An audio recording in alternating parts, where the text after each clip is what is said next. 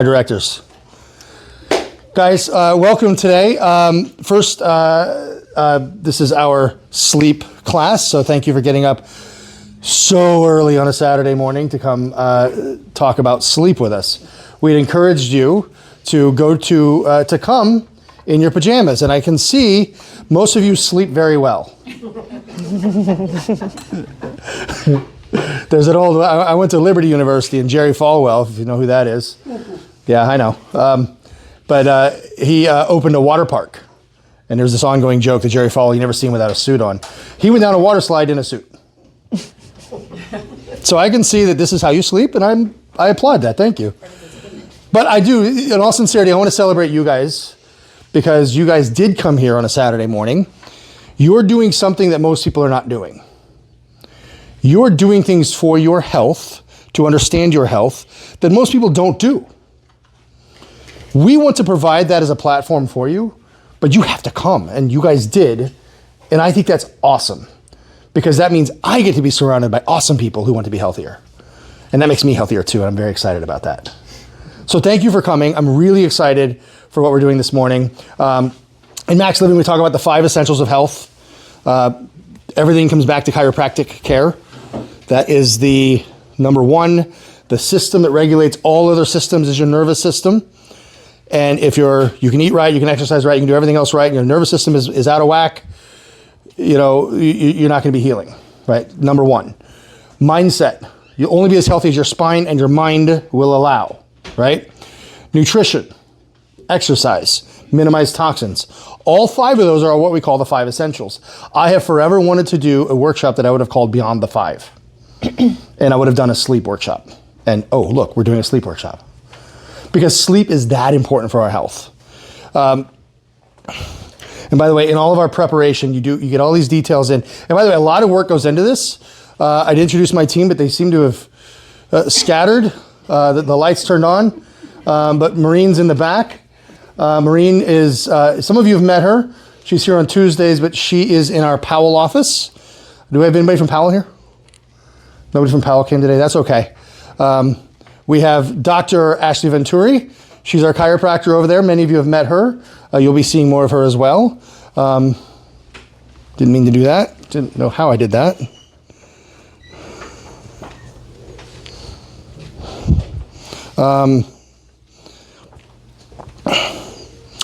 Of course, we have Mary Angela. You guys all know Mary Angela. And Danielle is probably in the front. Hi. So she's checking in because a few people slept in, and she wants to make sure that she's there and ready for people when they come in. So in all our preparation, we lost our clicker. So we're going to be using a mouse today. Hope you don't mind. I'm going to do my best to try to use a mouse. I'll click for you. I'm like, I don't know if I can use a mouse on that. But really briefly, I want to, and I know you all know us. I'm not even, you guys can see, I'm not clicking. And it's, I'm going to need that just for the mouse. Really briefly, I want to touch on what we're doing here. This is a Keys to the Castle, right? So Keys to the Castle, this is the series that we've been doing this year. We do workshops. This year we're calling them Masterclasses because we put more emphasis into the knowledge aspect. That's what a Masterclass is. Masterclasses tend to take a little bit longer than workshops do, but they are stock full of information. My goal here is not to just inform you, but also to empower you and inspire you to take action on your health today. Do we have any guests in the room today? I don't see any guests. That's okay. One of the main things that we do also is because we are on a mission to change healthcare in America. We want to make people healthy. We want to flatten the curve of bad health. To do that, we want to make people more healthy. And to do that, we want to make our community healthier. And you're part of those people that go out and help them do that. So we want to make telling other people about us as easy as possible. That's why we have a website, restorecairo.com/refer. Send that to anybody. We'll get you a QR code. Anybody you even think about, send them to that website, and then we will have them put in your name so we know who they are, and we'll get in touch with them. But things like this are the best time to bring friends. And the other best time to bring friends is community dinner. We have one coming up next month, I think. I've got the date at the end. It is our mission to inspire and empower families in our community to honor the God-given design for health, real health, the way it was designed to be. I want you to think of chiropractic as a message-based mission. It is not what happens in here. I'm not in the chiropractic world. We call that a straight. I'm not a purist. Chiropractic is a message-based mission, and this is the message, and we're telling the message today. Your body is made to heal itself, above, down, inside out. We believe, this is our premise statement. We base everything we do not as much on our mission statement as our premise statement. We believe that families that come here, that do what you guys are doing today, are healthier than people that don't. We want them to be healthy too, and we're grateful that you're here so that you guys can be healthier. And we see it, by the way. When we do progress exams, we see it. We absolutely see it. We're going to get up and preach today. Somebody do a testimonial real quick. But we see it on those progress exams. We know how these transformations work between appointments, and it's really encouraging to see.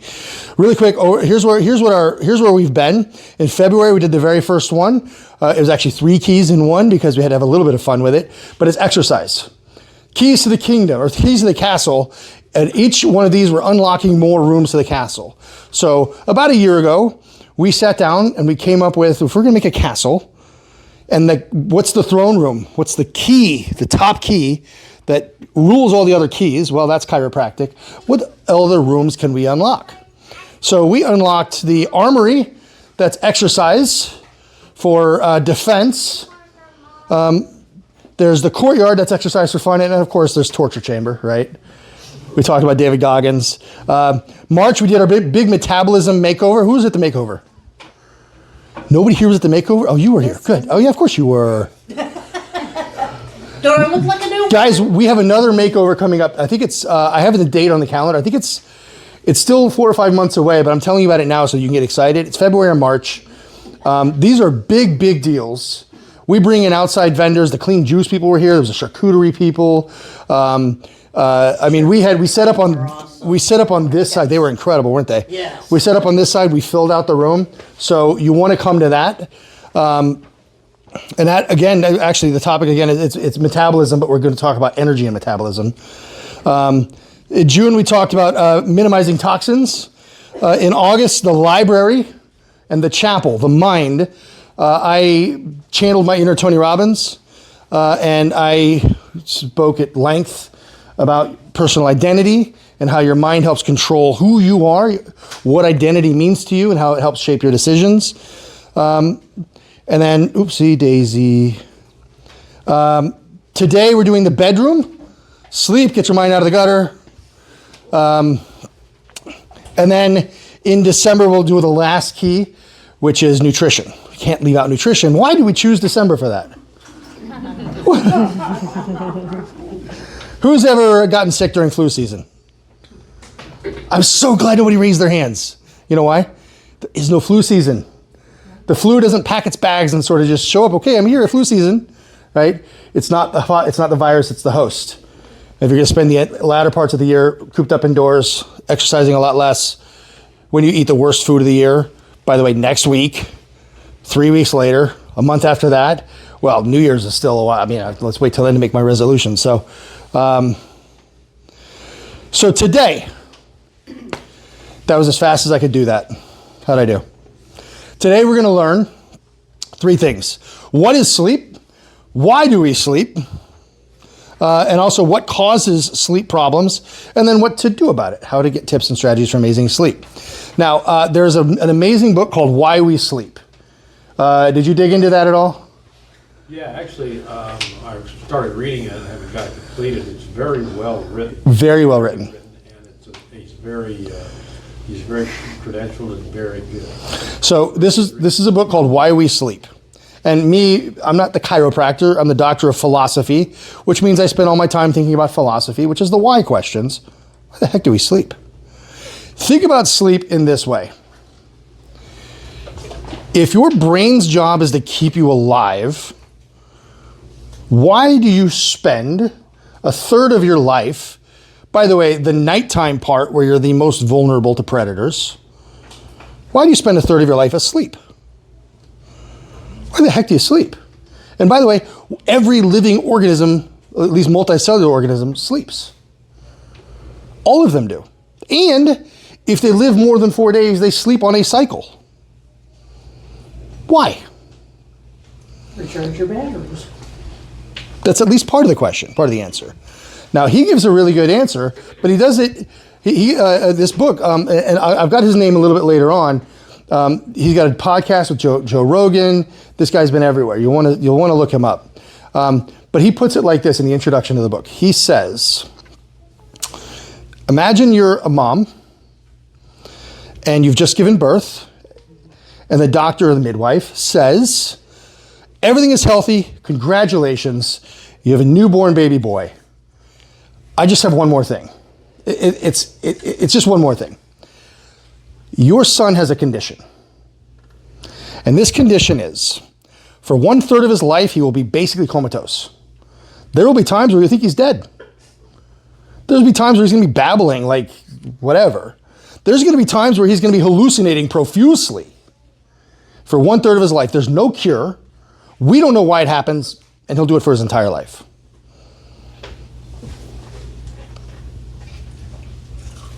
That's sleep. And when you put it like that, why do we sleep? We're going to be talking about that today. That's my favorite question. Why do we sleep? And recharge your battery is part of the answer. But then you go, well, why does my battery need recharged? What causes it to break down? We're going to be talking about that today too.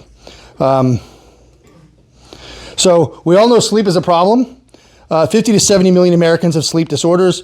1 in 3 adults do not get adequate amounts of sleep. Who wants to tell me how many hours of sleep you think you average? 4? Okay. 6, okay. 6? 4.5. 4.5? 7.68. 7.68. Overachiever. I tried for 9, baby. So I'm hearing a handful of 4 to 4.5. What's that? 6. If I were to do an average, it sounds like it's about 6. Some people are a lot less. Some people are a little bit more, but an average is about 6. Okay. How did you come up with that number? What's that? It's almost never been 8 hours for me. Yeah. I don't know what that is, 8 hours. How did you come up with this number? Like, why, if you sleep, whatever number you sleep, I guess the second question is, what number would you like to sleep? 8. 8? 8. Okay. Anybody want to sleep less than 8? Anybody want to sleep more than 8? Okay. on the weekends? Where 8 comes from, though. What's that? We don't know where 8 comes from, though. Okay. Because somebody told you. Right. Right. Okay. So we know we need more sleep. Imagine you went an entire day, 24 hours without eating. What would happen? You'd be all right. You'd be all right for You'd be fine. You get skinnier. You just kidding. What if you did it? What if you did it every week? Every week you went entire 24-hour period without eating. Bottom out. Got the sugar. If you have that problem, yes. What's that? I said without eating? Or Yeah, without eating. Oh, yeah. Fine. What if you do it without sleeping? I've done Not good. But what if you do it consistently? What happens is you take a couple of days to catch up. Like if you go 24 hours, first of all, now you're off rhythm, right? Because when you would be going to bed, you're going to sleep. When you would be waking up, you're going to sleep. That's 24 hours, right? Now you're off your cycle.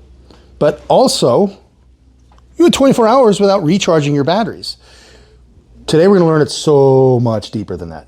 And if you want to be healthy, if you want to be healthy, you want to have a functioning central nervous system.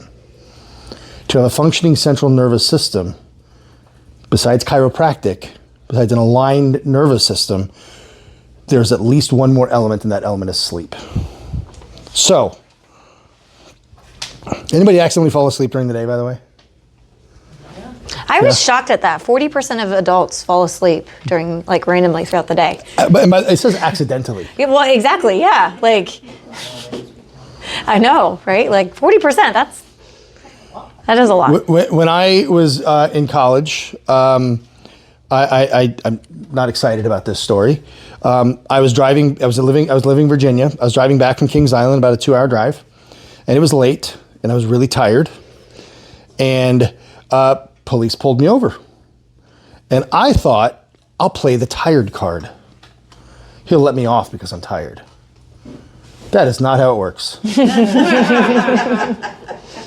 He will let you off if you start crying. He will let you off. Not if you're tired. You know why? Tired is worse than being drunk. I'm not telling you to go be drunk and drive.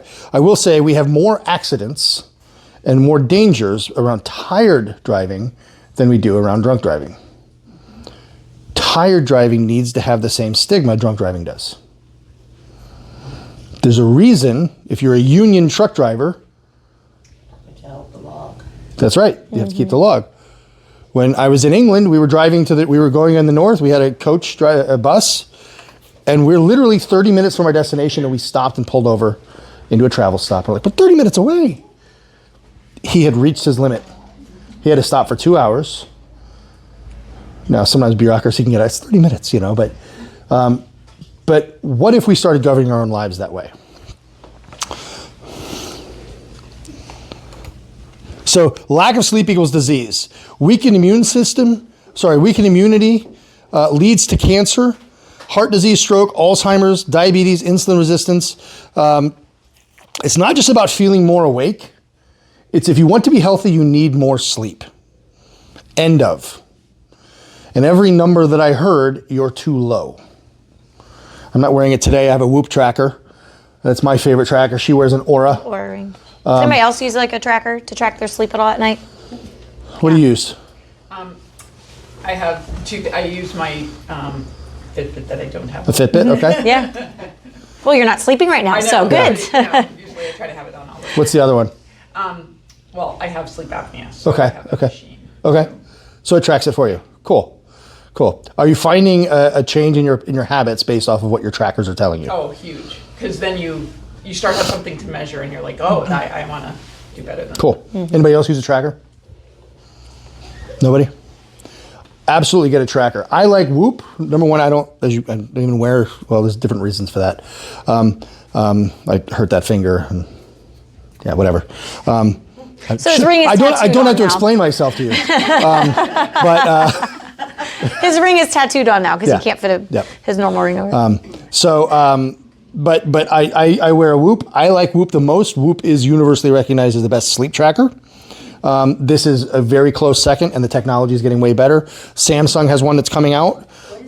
This is an Aura. It's a Oura, ring. Aura.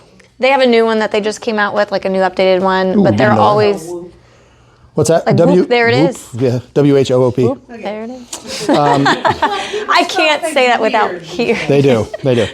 So, but a sleep tracker will help you. If we want to rethink sleep. So routinely sleeping less than 6 hours a night weakens your immune system. It increases the risk of developing Alzheimer's, disrupts blood sugar levels. I'm here, Mom. I'm here. What's up? I'm here. Excuse me. Judy calls. What's up? Come here, Dad. Okay. I'll take over. Okay, great. On the floor.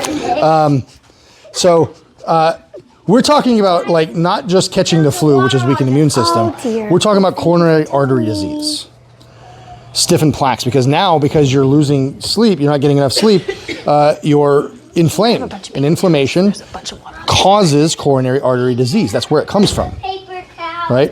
If you heard me say this before, if you sprain your ankle, you should have inflammation, right? If that inflammation stays for weeks and weeks and weeks, you've got a problem with your ankle that's worse than being a sprained ankle. So if you have inflammation in your system, right? If it's chronic inflammation, which most people have if they're on a standard American diet, I love children. if you have chronic inflammation, that's going to cause more issues, including coronary artery disease. What is one of the main causes of it, and I will get into the science in a little bit, is lack of sleep. You want to be inflamed? Don't get enough sleep. Which all of that puts you on a path of cardiovascular disease, stroke, congestive heart failure.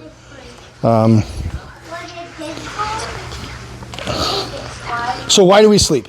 I did sort of go through this. I already did this one. So 9 signs you need better sleep.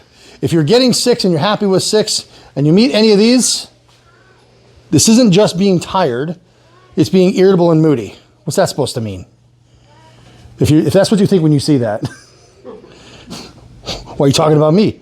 You're unable to focus or remember. Your blood pressure starts to increase. Ever think about blood pressure? And by the way, it's not necessarily instantaneously, but if you're getting 6 hours of sleep a night, your blood pressure is higher than it would be if you were getting 8 hours of sleep a night. It's kind of that easy. There's a lot of factors that go into it. That's one of the bigger ones. You get frequent coughs or colds. That's being immunocompromised. You sleep late on the weekends. Well, it's Friday, it's Saturday. I know you're here, but who wouldn't be here? Who'd be still in bed if we weren't here? That was an excuse for some people that they didn't come. They're like, oh, I sleep in on Saturdays. I'm like, that's exactly why you need to be here. Because if you can't not make it through a week without getting up, 9 o'clock is not really early. Your blood sugar's creeping up. You can't shed those pounds. You want to lose weight? Get more sleep. This is so great. You consume caffeine daily and you can't stop hitting the snooze. You guys know how I feel. If you don't even have a snooze button, right? You're training your brain. You're starting the day off with a failure, right?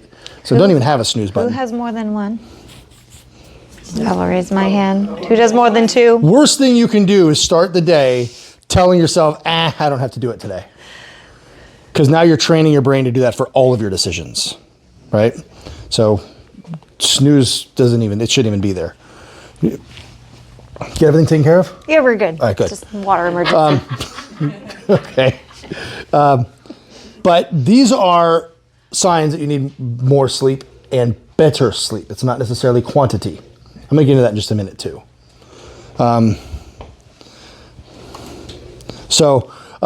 A new study suggests a lack of sleep makes your brain eat itself. It's a zombification of your brain. Your brain starts to eat itself if you don't get enough sleep. So what your body has is this self-cleaning mechanism. This self-cleaning mechanism, this is actually reasonably brand new science, 2012.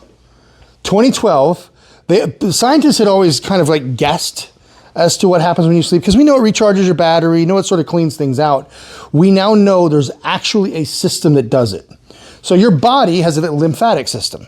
Your lymphatic system gets your body rid of toxins, right? And that's your lymph nodes, that's your spleen, your thymus, whatever, right? So your lymphatic system flushes your body with toxins, and it doesn't have a pump, right? So movement helps do that, right? But your brain doesn't have any lymph nodes. There's no lymphatic system in your nervous system. So this is what we call the glymphatic system.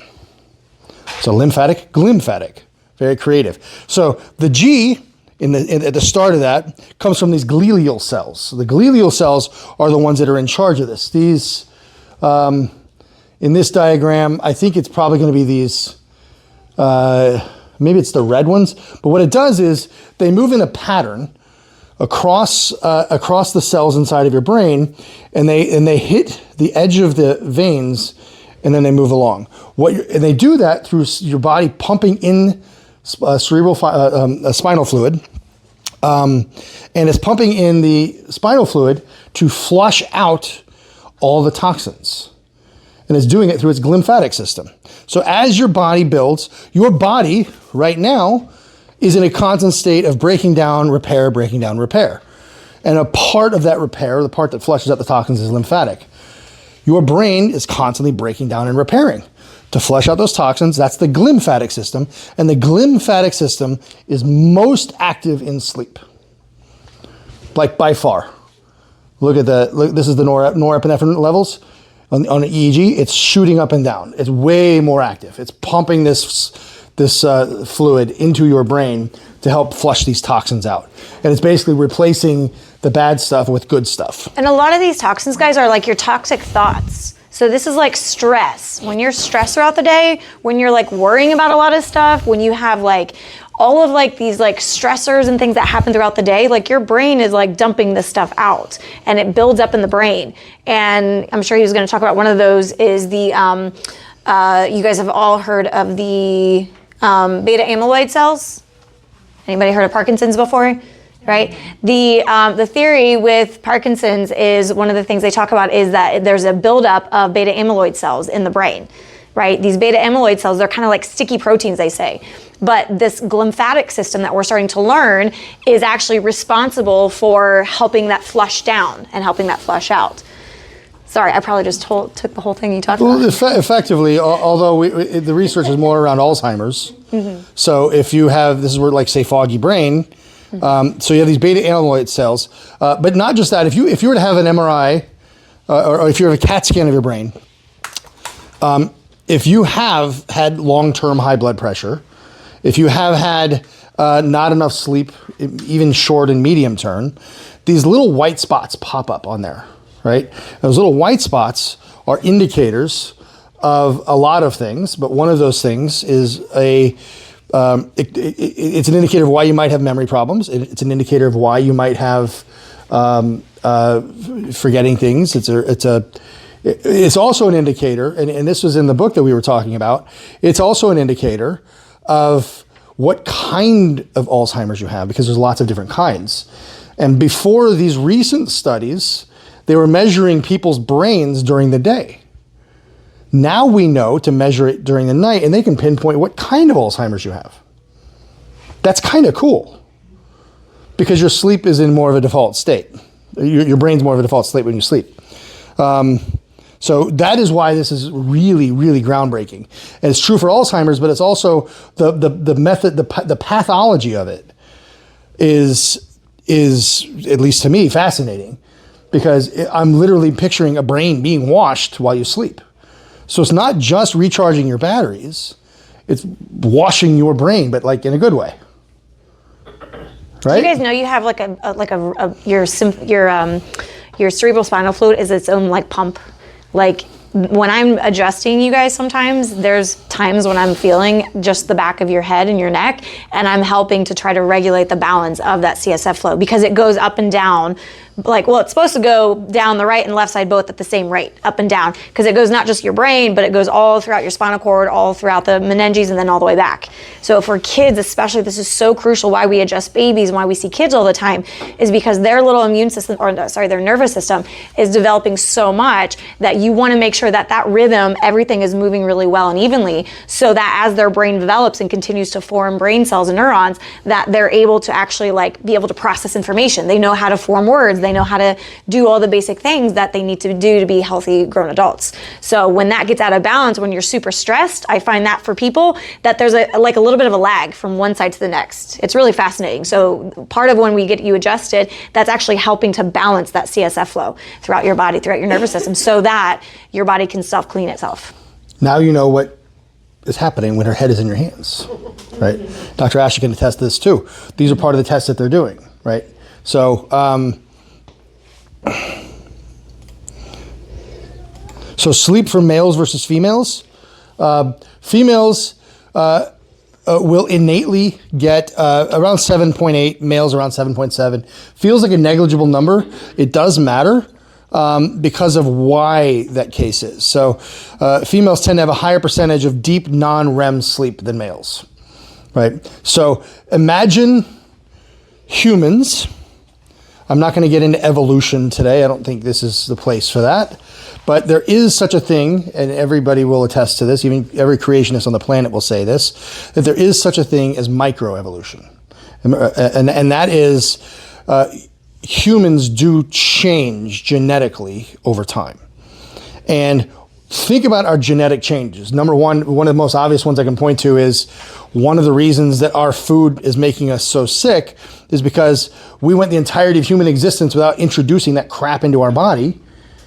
And now we're trying in about 20 years to make our bodies be able to digest it. We don't have the DNA for that, right? But if you back up even more, if humans are designed to hunt and gather and spend time out in the wilderness, I always give the anecdote that the couch was invented in 1895 by a guy named Couch. He's very famous. You've heard of him. So if humans are designed for that, then if women are the caregivers, they get less sleep but that sleep is deeper, right? So they're also more likely to suffer from insomnia, whereas men are more likely to suffer from sleep apnea. Sleep apnea usually is more of a physical condition, right? It has to do with the weight on the neck. It could be fat, it could be muscle. A lot of well-built, very lean bodybuilders I know have sleep apnea, right? They're very fit, but they have sleep apnea. It's largely, there's a lot of other reasons it could be, but the main one, for men at least, is the weight on the neck. It's this deep non-REM sleep that is what you think about the women in that. So this is all about that innate intelligence. So if you want to wrap a single thread through this, innate intelligence is why women don't need as much sleep, and when they do get it, it's going to be deeper. But the other side of that is, I'll get into this in a minute a little bit more, but it has to do with the brain waves. When you're stressed at night and you have more anxiety, you don't sleep as well, right? Women statistically have way more anxiety than men. It is part of their makeup. Women, it's the condition. You worry more. You're caregivers. It's not to say men don't worry. We darn right we do, right? But we just handle it differently, genetically. Yeah. Are you going to go into the difference between REM and non-REM? Yes. Okay. I will, just a minute. And 2 more slides. I'll wait. I see you're looking ahead. So how much sleep do I need? The Whoop tracker, before I started researching for this, the Whoop tracker is really well known for being like, oh, you got 7 hours of sleep. That's 30% of what you need. You're terrible. And it's like bright red. You're like, the heck, man, what you probably got to do, right? Well, actually, I think we need more sleep than we all think we need. And I'm not even sure 8 hours is enough. There's one thing that really bothers me in the research of this. If you guys know who Mark Hyman is, Mark Hyman is, he's the head of the functional medicine, whatever at Cleveland Clinic, Institute for Health. Ultra wellness. Yeah. Alter witness, yeah. Yeah, and he, that's it. And he did a podcast with a guy. I listened to the entire podcast and I never got the guy's name. And it's very frustrating for me because I went back looking it up because I want to tell you guys to go look him up, but I can't find it. But what I can tell you about this guy whose name I don't know, this guy owned a tech company. He's young, I'd say 30s. This guy owned a tech company, started it from the ground up, worked his tail off, sold the thing for multi-billion dollars, right? So he has a couple $100 million in the bank. And he dedicated the last several years of his life to testing his own health. He's going to be his own guinea pig. And he put $2 million of testing himself into this, trying to crack longevity. So when I started this, I said, hey, I was in the Cleveland Clinic. And by the way, that is true. I did say that to them. Everything I said about the Cleveland Clinic is true. And what's fascinating, by the way, is every time I talk to somebody, doctors and nurses included, about these same things I tell you, I tell them the same thing. I don't have a filter. Probably should. They say, yes, I agree. Me too. It's fascinating. But what he said was, this was an hour and change long podcast, and about 5 minutes was dedicated to sleep. And Mark asked him, he's like, all right, if you had one thing, I know there's a lot of things that go into this, if there's one thing, and they're talking about, this guy is doing a test that shows how your biological age and your chronological age line up. For instance, when Christopher Reeves died, I think it was the last 4 years of his life, he aged 30 years. Right? 6. What's that? Yeah, about 6. So there's tests that you can take that measure that, and this guy gets it in real time because when you've got that kind of money, you can. The number one indicator for biological health, the age of your biology, was sleep. Number one. He plans his day around sleep, starting with when you wake up. Sleep is everything. We'll talk more about, that's part of the tips we'll get into in a little bit. But you need more sleep than you think. And if you want to be healthy, get more of it. Yeah. So the previous slide, you said that innately women get 7.8 and men get 7.7? But if that's what biologically people are getting, why do they recommend close to 2 hours, 1.8 more than that? Are you referring to this one? No, the last one. Yeah, the last one. The previous Is one. this, Slides. Talk about men and women. Women need 7.8 and men need oh, the one before that even?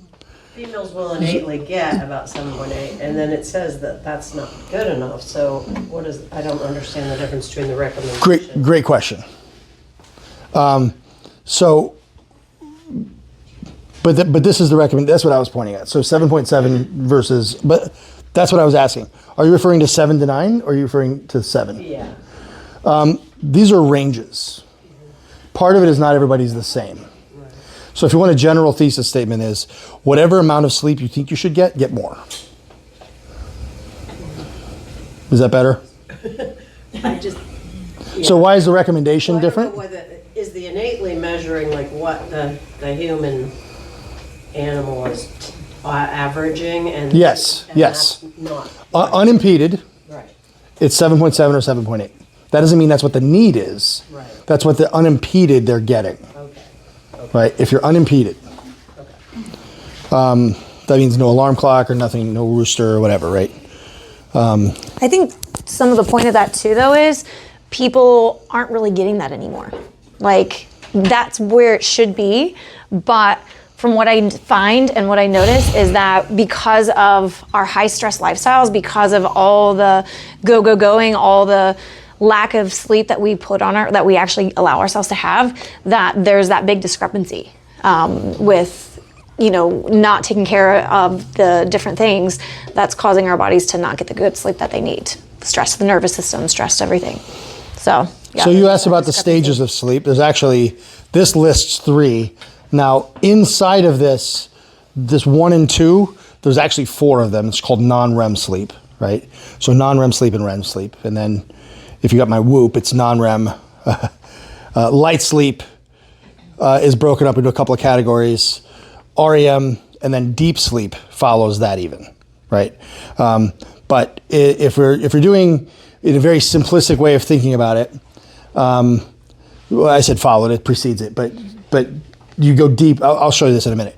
You go deep and then you come out. So you're relaxed, drowsy, but easy to wake. That's when you're light sleep. I'll give you the brain waves in a minute.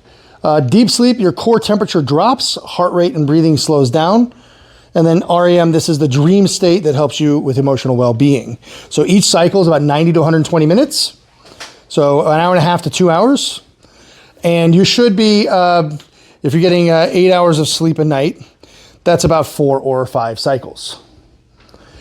An interesting thing that I read this a really long time ago, and I wanted to disprove this, but everything I found comes back to the same thing. If you get interrupted in the middle of your cycle, it doesn't matter where you are in that cycle. You might as well have gotten interrupted early on. So let's just say that you've come through the cycle, and now you're here, but you're not yet here, and you're 45 minutes in. You might as well have woken up 45 minutes ago. It's the same in terms of rest and in terms of your body's detoxification stuff. Whoop actually even has a setting, because it tracks your sleep. It even has a setting to wake you up at your optimal time. So you're like, hey, I want to be up by 6 o'clock, but I'm hitting REM. It's instead of 2 hours this time, it's 100 minutes. It will wake me up when that cycle is, and maybe I get up an hour early, and it's the same amount of rest, right? So maybe that partly answers your question too. What we're dealing with here is ballparks. And not every day is the same, let alone every person is the same, because your need changes. So the key components of what we're doing with the glymphatic system, that happens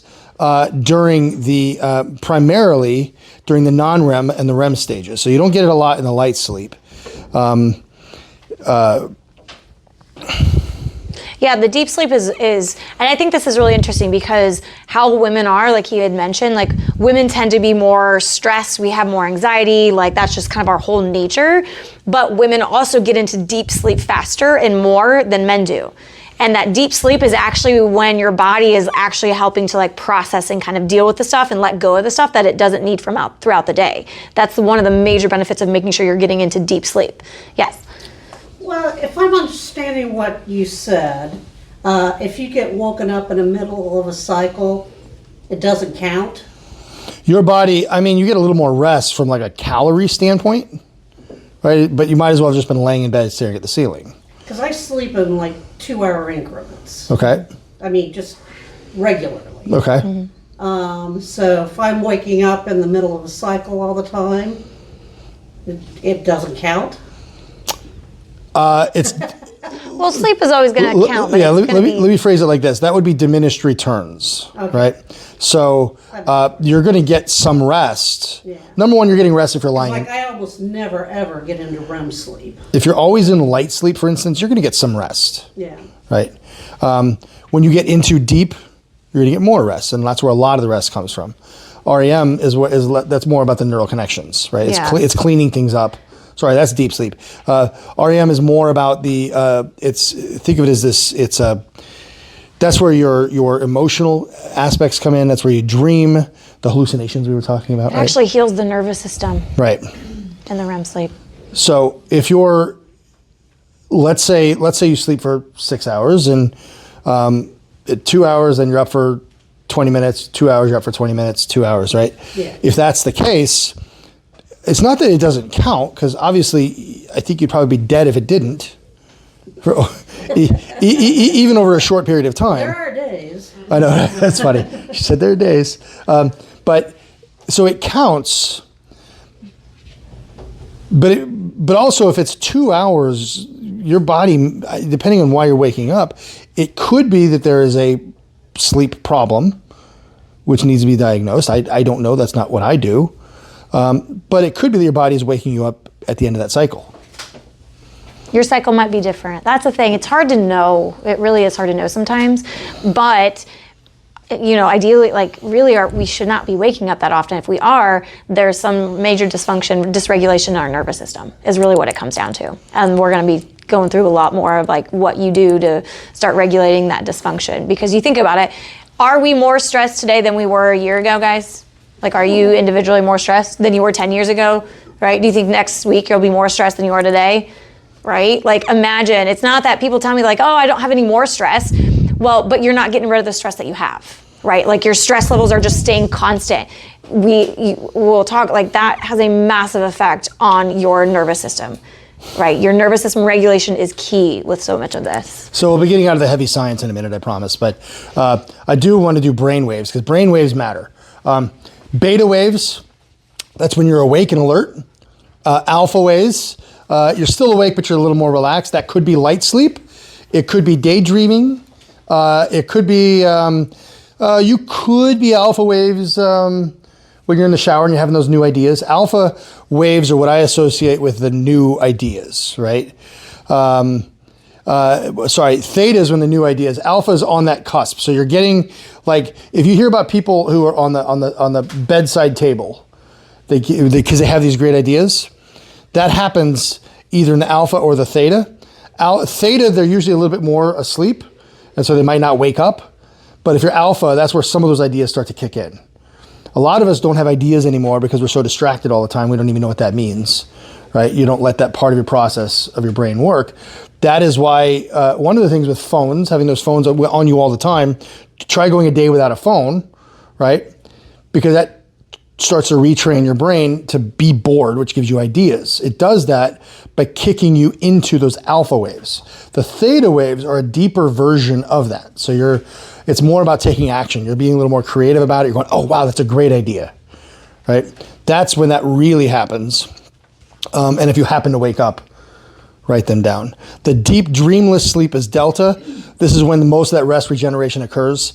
I have what I think is an absolute, I should have brought it today. It's called Brain Tap.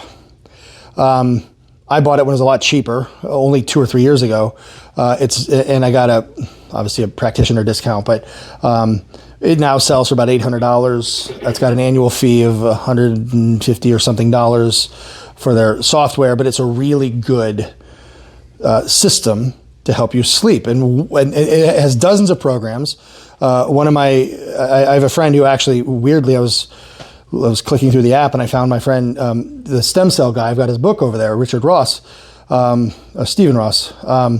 His book on, I was scrolling through and he was there doing a meditation to help people sleep. But there are rhythms inside of this where it plays a continuous binaural beat, which helps train your delta waves. Delta waves are that deep dreamless one. So you want to go deeper sleeper. If you have a hard time sleeping, honestly, I know I just told you it's very expensive. I think it is. I think the device is $700 or $800 now. But if you have a problem sleeping, that is well worth it. Yeah, if you spend a third of your life sleeping, $900 is a good investment for that. Circadian rhythms. So parts of me wants to jump into the practical side of this before we go through why we do the practical side. But a circadian rhythm, most people think of the circadian rhythm as a sleep rhythm. And that's partly true. But your circadian rhythm is just your daily rhythm. The entire rhythm of your entire day, right? Your body has a 24-hour clock. And sleep is part of that clock, but so is every other part of your circadian rhythm. That's the dia in circadian, right? When you get adjusted, your body recognizes that rhythm. So if you're in corrective care, maybe you get adjusted, let's say for you it's 3 times a week, your body knows the rhythm, right? You were not getting adjusted before, now you're getting adjusted 3 times a week, and your body knows it can. Part of the recommendations for 3 times a week is because your body can hold the adjustment that long. And if you keep it in rhythm, your body knows it's coming. You knock off that rhythm, it's like having an out of rhythm heart. Once in a while, no big deal. But that happens a lot. You're out of rhythm, even with your adjustments, your body starts to get out of that rhythm too. And your body can't hold the adjustment very well. You don't get the same results. So your circadian rhythm is part of your entire daily rhythm. When we're dealing with some of this is sleep, some of this is hormones. If you get to, let's say, midnights here, your natural rhythm. And so your natural rhythm is actually built on the Earth's magnetic, the actual Earth's geomagnetic forces, right? So if you're off in Europe, 6 time zones away, your circadian rhythm can reset. However, if you're here and you're a nighttime worker, you have a much harder time resetting your circadian rhythm. People who work third shift have a really hard time because their body wants to go to bed when the sun goes down and wake up when the sun comes up. My friend Jack Wolfson, the paleocardiologist, once asked me, he put it this way, and I told him this, it was like, wow, that was so earth-shattering. He says, yeah, I say it to everyone. I said, great, well, I'll share it.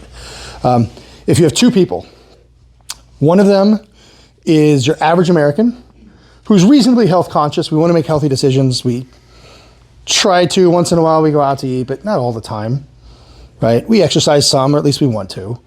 I'm giving Americans credit, right?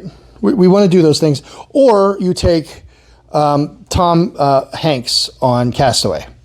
Tom Hanks on Castaway, the very first thing, so you got a guy who drinks fresh water, he hunts for his wild-caught fish, he's in the sun all day, and he goes to bed when the sun goes down, and he wakes up when the sun comes up. He's following that circadian rhythm. So the rhythm gives you the lowest body temperature at 4:30. That's why one of the tips she's going to give you, and I want to say it out loud, is to lower the temperature of your bedroom. That helps you go to sleep faster because your body is trying to lower anyway. Cortisol peaks at 7 in the morning. High alertness at 10. Cortisol peaks at 7. Caffeine, by the way, helps you stimulate cortisol. Don't do caffeine within 2 hours of waking up, because you don't want your cortisol to stay high. If you artificially change your circadian rhythm, you're going to start throwing everything off, like working third shift. Sometimes you got to do what you got to do, and I get that, but caffeine will throw off your circadian rhythm. Noon, best coordination in the afternoon. Misspelled the word strength here at 5 o'clock. Highest blood pressure at 6:30 and continues. we're going to ask this question, so I'm going to get in front of it before somebody does, about supplementing with melatonin. I'm going to tell you supplementing with melatonin is a complete waste of time. When people supplement with melatonin, it's because they know that melatonin is part of what helps kick you into that sleep mode, right? So the brain naturally triggers the release of melatonin into the bloodstream. The brain is doing that. If your body isn't producing enough, there must be something else going on. And where's the first place you look? What triggers melatonin production? Light. And by the way, it's not always ocular light either. Ever had this where your eyes are closed or covered, you're blindfolded or whatever, you got a sleep mask on, but you know it's daytime. You know the light's on in the room, whatever it is. Your skin senses, it's got sensors built into it to know that that the lights are on, right? That's part of your sensing mechanisms. So this is what helps boost this melatonin. Melatonin doesn't generate sleep. It just regulates the timing of sleep once it occurs. Number one rule, light will always defeat melatonin. You want to supplement melatonin but keep the lights on, or keep the TV on late, or sleep with the TV on? You just wasted that. I mean, I guess I'm not in a position to say whether or not it's harmful, but I will say, what's the point? Because light defeats melatonin. Yeah, melatonin doesn't put you guys to sleep. You realize that? And like all it does is it kind of relaxes you, it kind of makes you a little bit sleepy, but it doesn't really do anything to getting good sleep. And the thing is, if you've ever taken melatonin, I mean, guys, do what you need to, do what you want to, but if you ever taken melatonin, you realize that there comes a point like you just need more, right? Like you keep having to up it a little bit more and more each time. A little bit is okay, but if you find yourself in that place where you have to keep increasing it, like you're not fixing the problem. Right, and that's not necessarily going to be a long-term solution for you. I'm not going to spend forever on this, but I just want to give you the indicator.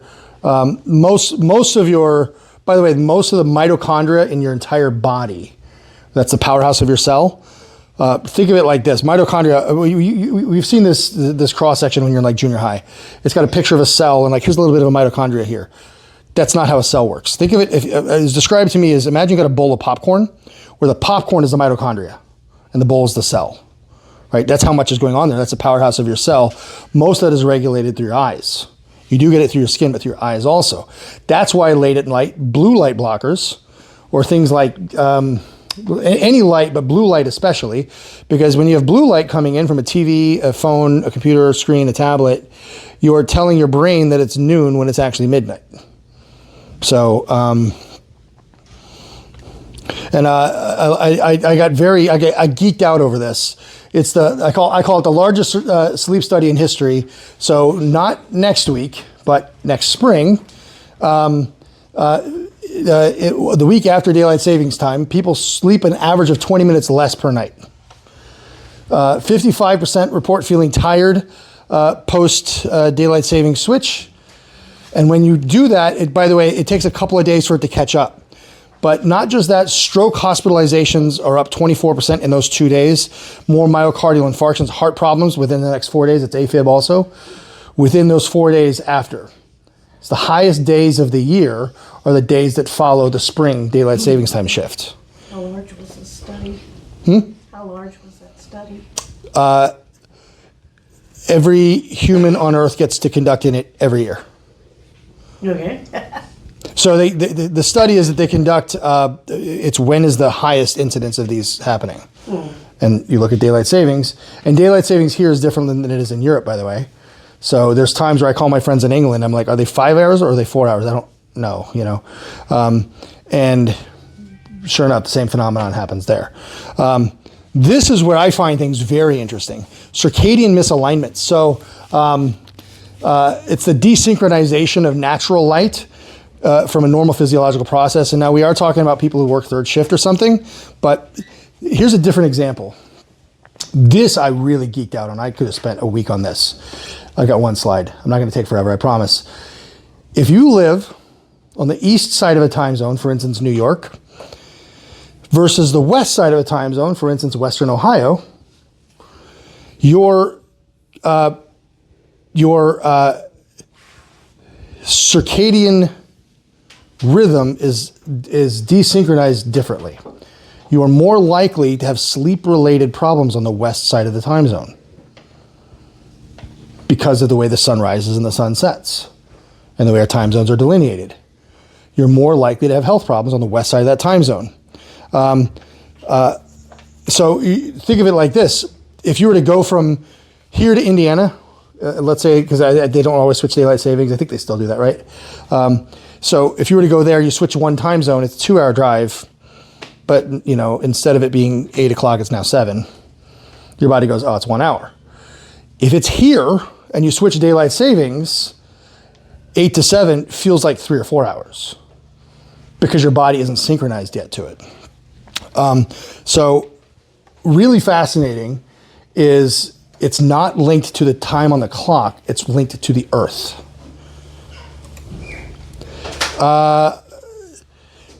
Sleep pressure, I told you we're gonna end the science here in a minute, but adenosine is a chemical that builds up in your brain throughout the day. There are 2 major factors that determine when we wake and sleep. Circadian rhythm, sleep pressure. So sleep pressure is simply this chemical that builds out throughout the day. So it increases with every passing minute. The longer you're awake, the more adenosine accumulates, right? The more adenosine in your body, the more you need to sleep. It responds to how much time has passed, and that increases your need to sleep. This is what they call sleep pressure. When it peaks in your brain, it's time to sleep. This is what causes you to sleep more. Now, when you have caffeine, it's the most widely used psychoactive stimulant in the world. It takes about 30 minutes to kick in. So you ever drink coffee and first thing in the morning, you go and you drink your coffee and you go, now I'm awake. That wasn't the caffeine.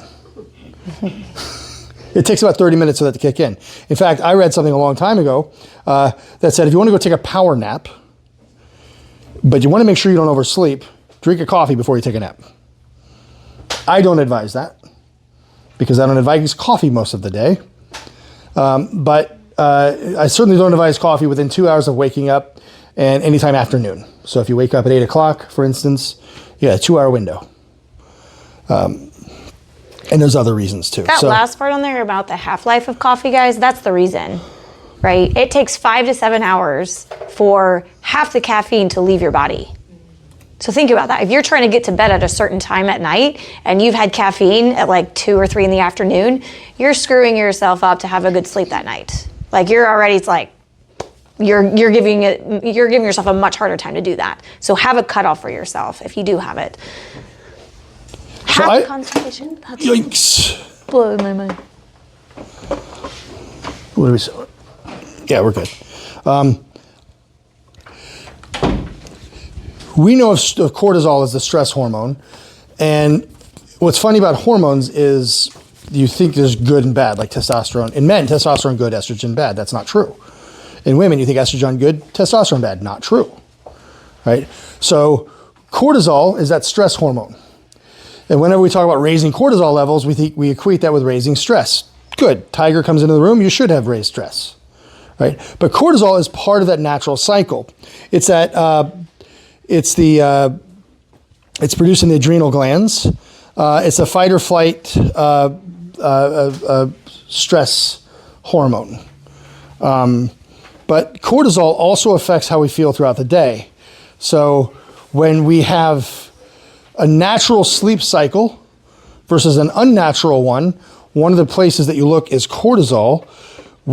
I showed you the cycle, or the circadian cycle a minute ago, but here's what a healthy cycle looks like for cortisol. You wake up, it peaks, and it gradually throughout the day goes down. Right? And here you go to bed. So that's what it's supposed to look like. So the thing about cortisol is that it works in concert with the other hormones, testosterone and estrogen and thyroid hormones or whatever. So cortisol helps with those. It helps keep these things in balance. In other words, it has a very positive place, just like everything else your body naturally makes. In an ideal world, it's highest in the morning and slowly goes down. Which is why if you go up high, and like I said, drink your coffee, and coffee helps elevate it, right? And then if you're highly stressed, keeps it up, and then then you exercise more in the middle of the day. Now you're going straight across. Well, this is the adrenal fatigue pattern. Adrenal fatigue, this is the start of that, right? So now you're having certain habits. It could be that you're not sleeping enough. It could be the coffee that I was talking about. What happens when you have adrenal fatigue is you feel like you need to take more naps. You feel like you never really get restful sleep. You feel like you need to go to bed earlier, like you're tired all the time, right? So adrenal fatigue is why, like, a lot of times you get more stressed. It's caused by stress, and it causes stress, right? So it's late at night and your mind won't stop. And so you pull out your phone, which is the cortisol machine, right? And it's causing more cortisol. So you're more stressed now because of that. And maybe you don't feel the stress, but your body does, right? So this is where you get into this. It's a pattern. Adrenal fatigue becomes a pattern. Why'd you do that? And that's the name for feeling constantly tired? Adrenal fatigue would be a descriptor of it. There could be other reasons why you're constantly tired, but this is what it would look like if it were adrenal fatigue. And this is extreme adrenal fatigue, where you're basically just flat, right? This is absolute chronic stress. If you have absolute chronic stress and you're tired all the time, well, here's why. So yeah, if you notice like at 3 a.m. where it's peaked at the highest, like if you wake up in the middle of the night and you can't get back to sleep and all day long you have like zero energy all day long, you need to get your adrenals checked, because chances are your cortisol levels are really out of whack. And the longer that we stay stressed for high amounts of time, long periods, the more that affects our adrenal glands. Sorry. What? I mean, this describes most people in college, I think, right? Or anybody who says, I need a Red Bull to get through the day. Which, by the way, you don't. Please don't drink Red Bull. Or you think you need to get a coffee to get through the day. You know, anybody who goes to Sheetz and gets the gallon coffee, right? Just to make it. This right? one is too, somebody said that if people ever comment that you talk too fast, or like if you, you may feel hyper and exhausted at the same time. You feel like you're not, you get irritated easily and you have little enthusiasm for anything. That's a good sign that you've got significant adrenal fatigue. So the one before that, if your cortisol isn't really, it's peaking kind of around 3 and then it kind of peaks like later in the evening time. Some indications where it says it takes you like hours to fall asleep.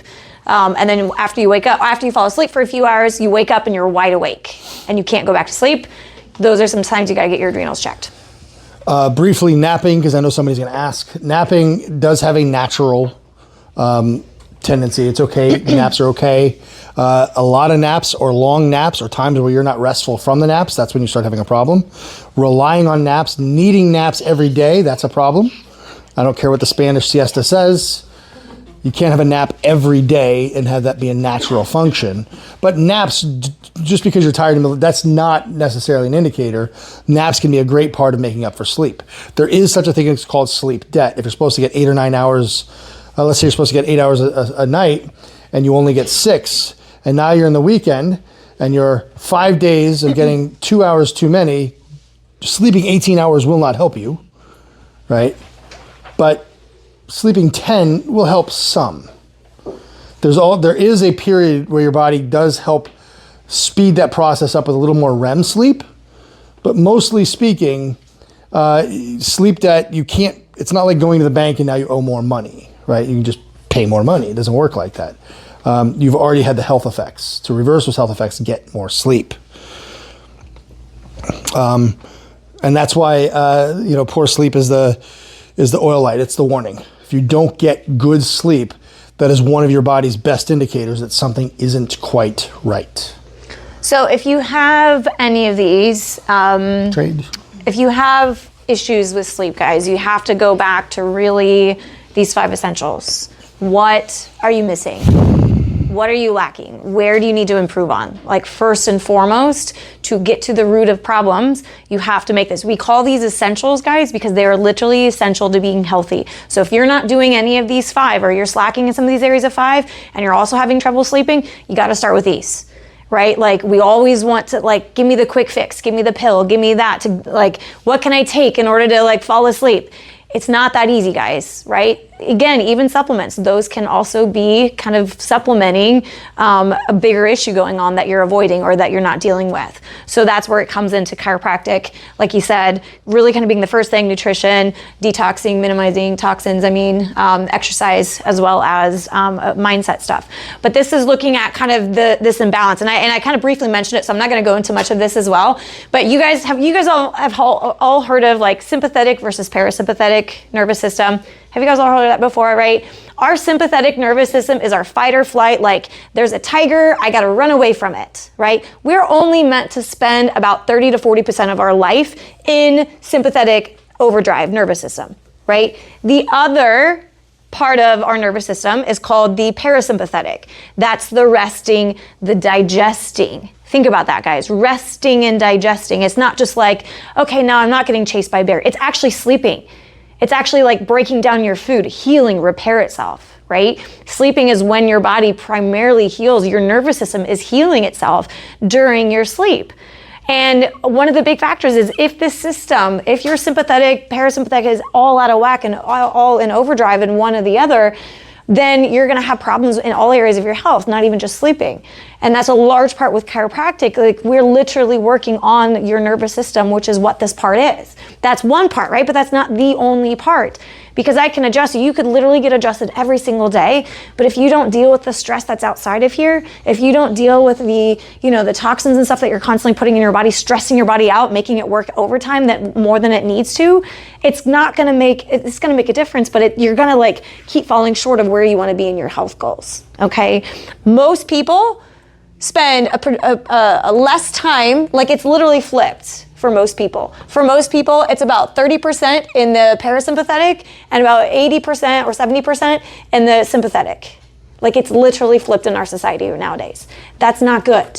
That is really not good. That's why we keep ending up with the chronic issues and diseases and things that we have. If you have poor sleep, if you don't sleep well, if anything is off with your sleep, you are in sympathetic overdrive. There is no other way to say it but that. You're stuck in a stress state, your heart rate's gonna be higher. One of the things I love about this Aura Ring is because, and I'm sure the other ones do it as well too, I've never used them, but this tells you your heart rate during the night. And in the morning, it tells me, like it says, hey, your resting heart rate was a little elevated last night, or it lowered late last night. And often a big part of that is, well, what did you do right before bed? Did you, and it says, make sure that you're going to bed early enough. Make sure you're not eating too late, which we're going to talk about some of that stuff in a minute. Like there's things and factors that we're doing that we don't even realize we're literally sabotaging our efforts to get the best sleep. And you want to make sure when your heart rate can actually lower, so again, your body can heal, and so you take less stress off your heart and your body. You are irritable, moody. Ask your friends, ask your loved ones, like, am I moody? Am I irritable? They'll tell you, you'll know. Like most people, we don't even have, I know, right? Most people, for most people, no, yes, I got a lot going on. I'm stressed. We live in America, but I don't think most people realize that it's literally I'm going to call it almost like a syndrome. It's like a sympathetic overdrive. Like this is a disease process. Disease processes get worse over time when you ignore them. Just like misalignments in the spine. It makes things worse. It's a progressive degenerative condition that gets worse over time. So here's where we really get into some of the fun stuff. Sorry, I know Dr. Todd was giving you all the science and all this stuff. You're like, but what do I do? It was the best part. It really is, because it's very important to understand how the body works with it. But then we also look at, okay, well, what do we do? So this is his favorite one, is talking about the temperature, keeping it cool. They did a study and they said, anybody know what the best temperature is to sleep in? 66 degrees. Yeah, they did it in Celsius, but it was 20 degrees Celsius, which is about 66 degrees Fahrenheit. That they said that is the optimal temperature to sleep in. Holy cow, right? To me, I'm like, that is way too cold. Now here, I know, Thank guys. I can't sleep in a hot room. I know, exactly. Because think about it. When it's super hot, think about how miserable it is if you're too hot sleeping, right? Your AC goes out in the summer. Like I grew up without air conditioning, like probably a lot of you guys did as well too. And we had fans. We had an attic fan that we'd turn on in the morning. We'd pull in the cool air, shut all the windows. We had this is how smart things were created, right? So my house that my mom lives in now, it was built in the 60s. And the windows, have you ever looked out windows in old houses? They're really small. They're not big windows like ceiling to floor windows. They're small, right? We have a split level house. There was reason to all that stuff. Most people didn't have air conditioning units. So when you have all these big windows, guess what happens to the cool air?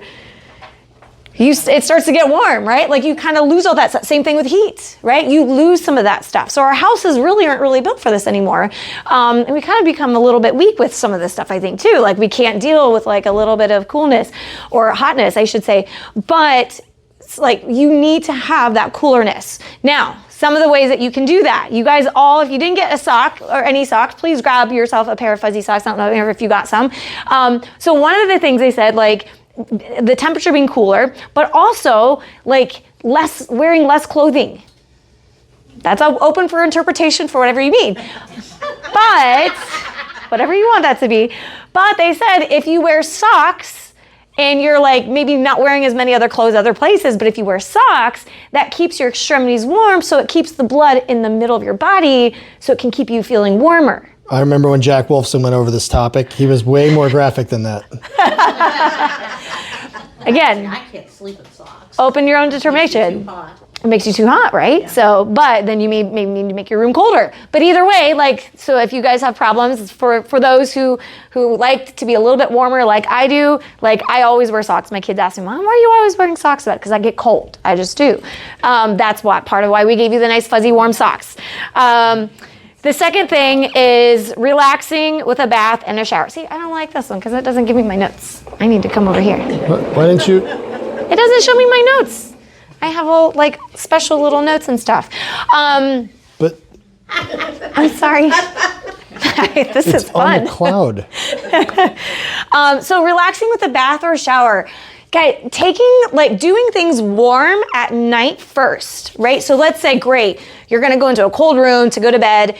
Actually, they've shown that taking a warm bath or a warm shower, I love warm Epsom salt baths for those of you who know me, and I talk to you guys about it, sitting in an infrared sauna or any sauna that you have at night before you go to bed is actually really helpful because they said it's the change, like your body temperature, then it starts to decrease, and that actually stimulates melatonin production. So if you want to know how to make your own melatonin, have a warm bath in the evening, sit in something warm, sit in a warm sauna first.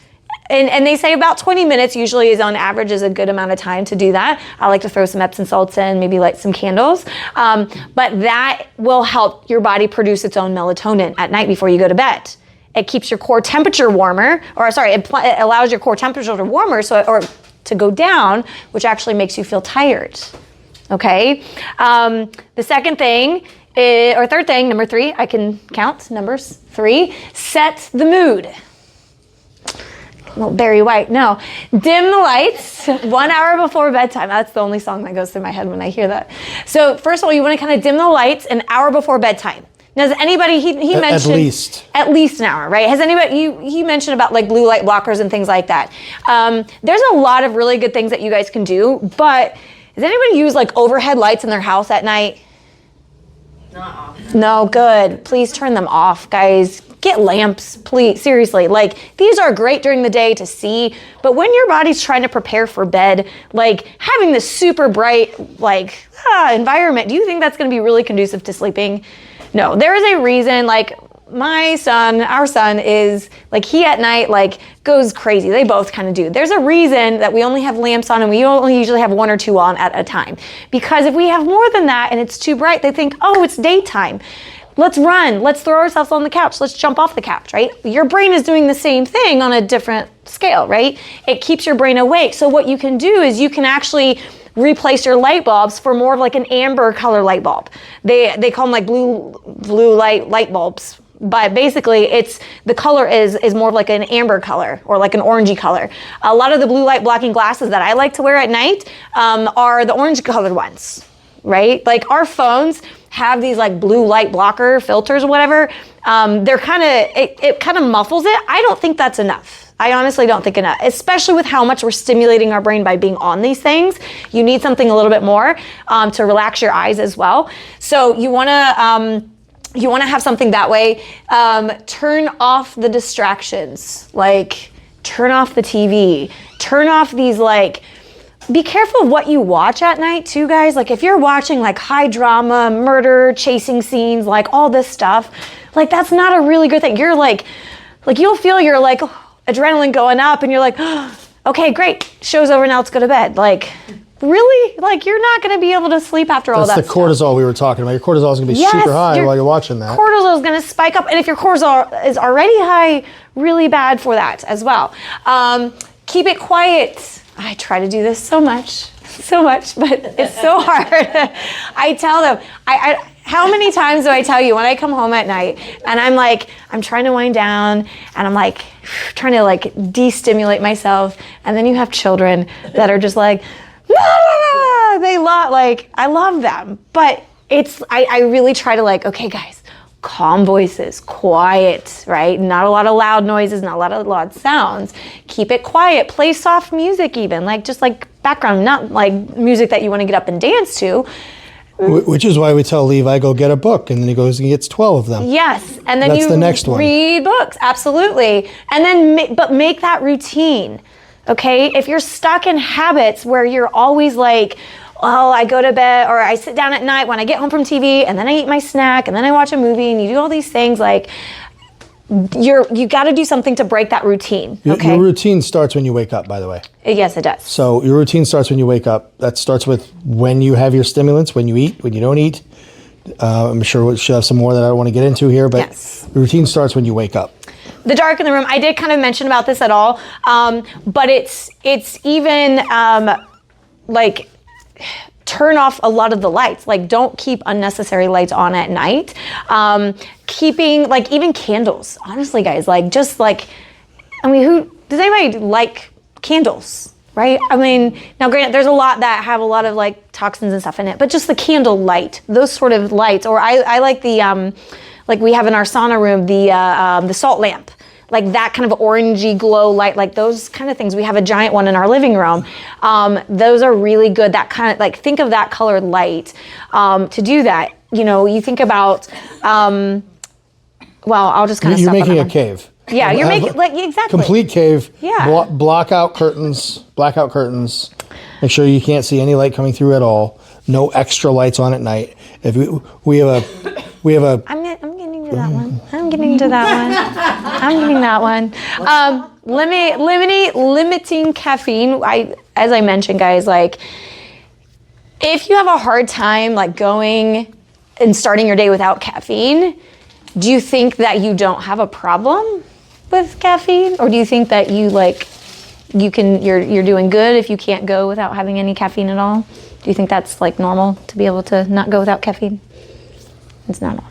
You should be able to go. Like if you feel completely dependent, like, oh, I go home at night and I just watch TV, that's my like de-stressor. You guys, there's differences between like active resting and like passive resting, right? Like passive resting is just watching stuff, like scrolling through, what do they call it? Doom scrolling or whatever. You just watch all these videos and all these things, right? That's not calming down your brain. That's not calming down your body. That's not preparing your body for good deep sleep. Same thing with TV as well. It's overstimulating the body, but limiting caffeine. So again, it doesn't put you into that sympathetic overdrive. Limit alcohol. Oh, this is a fun one to talk about. Buckle up. So, you know, oops. Here we go. I jumped too far.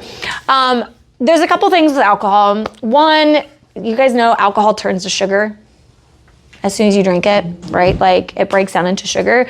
When you drink alcohol at night, it causes you to wake up around 2:30, 3 o'clock in the morning. Pay attention to that next time. Hopefully you don't do that, but pay attention. And then you get that surge of energy because of the insulin spike. So think about this. This could also be with your late night snacking. It could also be like, oh, well, you have popcorn watching TV, right? You sit down watching TV, you have popcorn, right? Boom, insulin spike. Or you have fruit, or you have like something that's sugary, like you just want to snack chips, things like they cause that spike. So if you're routinely finding yourself waking up in the middle of the night, usually around 2 to 3 o'clock, you probably have had an insulin spike from the snack that you had before you went to bed after dinner. Alcohol is actually, what alcohol does is it actually shuts off your body's own, it's pulling from the stores. So you get an insulin spike, but nothing to pull from except for the alcohol itself. If you have alcohol with no sugar, I had this at a CGM. I wore it for first 3 or 4 months of the year just because I wanted to know. And I drank some whiskey or something, bourbon or something with some, just by itself. But I also hadn't had any carbs in like a month. That thing starts alerting me in the morning that my blood sugar is way too low because I didn't have any carbs and my body couldn't pull the carb. The part where it pulls the carbs, pulls the glycogen out of the muscle, or it turns fat into sugar, that process gets shut off by alcohol. So you do not enter REM sleep with alcohol. Yeah, Alcohol it shuts actually it off. blocks you entering REM You sleep. don't get your full cycle. So it's, I would say, I don't want to call it impossible, but virtually impossible. Anybody ever, okay, I'm not going to ask it, this is rhetorical. Anybody have a binge night and you wake up in the morning and you do not feel rested? You passed out. You were so tired, you passed out. And you wake up 12 hours later and you feel like you didn't get any sleep at all. That's what alcohol does. Yeah, it's a sedative more in that case.